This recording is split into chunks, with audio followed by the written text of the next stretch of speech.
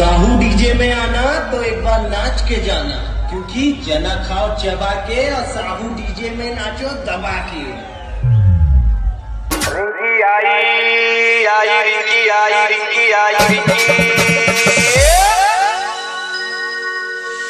रिंकी आई हमारे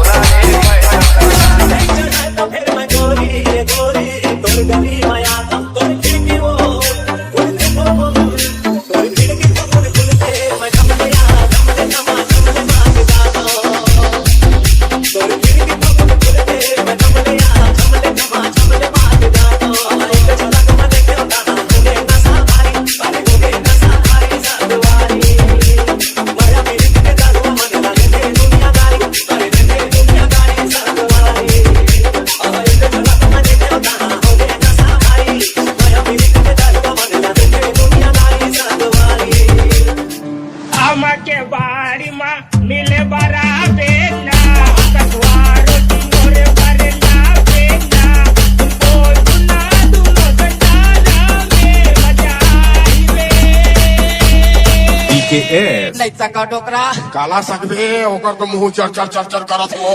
टोकरा मैं तो ओ कथो टोकरा काय कथा हो के बाड़ी माँ मिले बरा